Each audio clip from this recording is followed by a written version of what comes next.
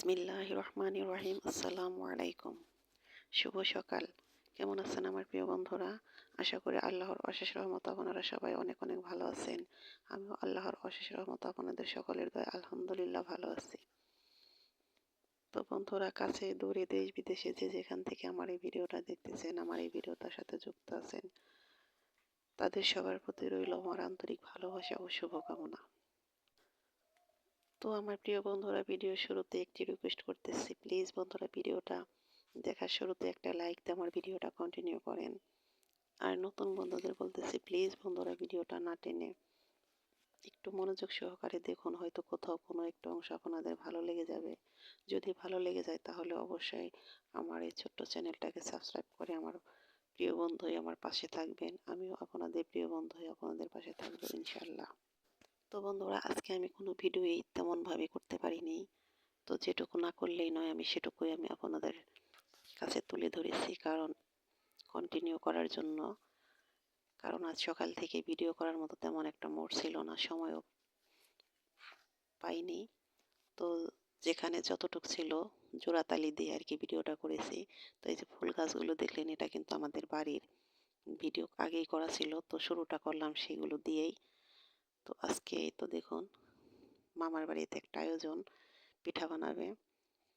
তো চিতই পিঠা বানাবে, আর হলো দুধ চিতই, আর হলো এমনি চিতই পিঠা মাংস দিয়ে খাওয়ার জন্য। তো আমার মামি রান্না করতেছে, এই তো দেখুন কড়াইতে বসিয়ে দিয়েছে। তো সেটাই আমি ভিডিও করতেছি। তো মামি বলতেছে যে, কি যে করো তুমি, কি ভিডিও করো পোলাপানের মতো এরকম। কিন্তু মামিও কিন্তু জানে না যে আমি ব্লগ ভিডিও করতেছি, কেউই জানে না।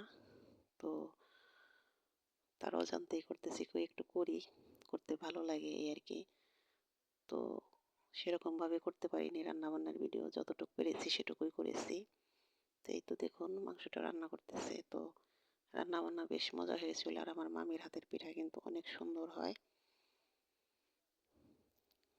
সেটাও একটু আমি আপনাদের সাথে শেয়ার করব। তো এই রান্নাবান্না শেষ করে যাব একটু ঘুরতে।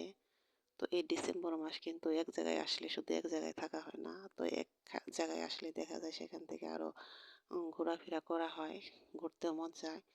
তো আজকে আমরাও যাব একটু ঘুরতে, তার জন্য একটু তাড়াহুড়া করতেছি। তো মামি বলতেছে যে তোমরা যাও, আমি এগুলো একাই করবো নি। তো বলতেছি যে না, একটু সাথে থাকি, সহযোগিতা করি।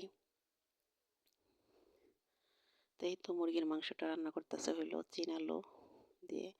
তো মাংসটা বেশ মজা হয়েছিল। তো আমার মামির হাতের রান্না কিন্তু সেই মজা, অনেক মজা, খেতে অনেক মজা হয়েছিল।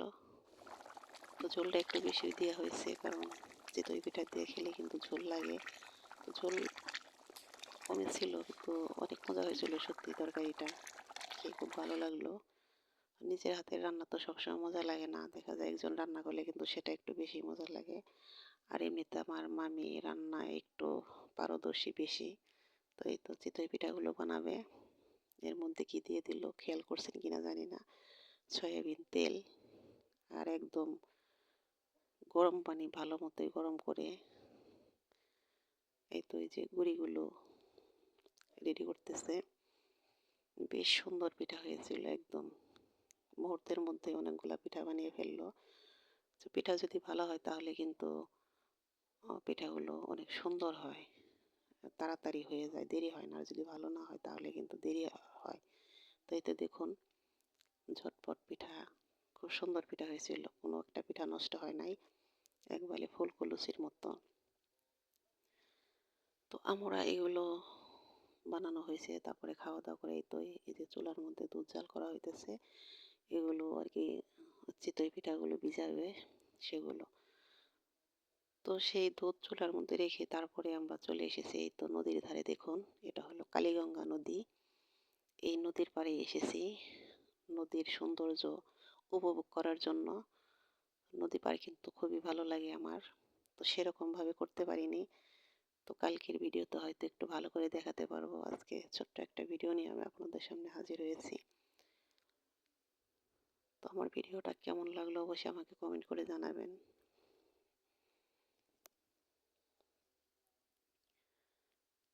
নদীর পানি অনেক সুন্দর, একদম স্বচ্ছ, ভালো লাগলো দেখে।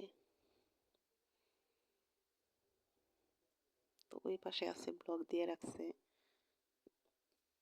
ভেঙে যাওয়ার কারণে। আর এইদিকে কিছু জেলে বসে বসে মাছ মারতেছে। খুবই সুন্দর, ভালো লাগলো, সেটাই আমি আপনাদের সাথে শেয়ার করলাম। কিন্তু সেরকমভাবে আমি ভিডিও করতে পারিনি, অনেক মানুষ ছিল, এদিক সেদিক করতে করতে আর ওভাবে করা হয়নি।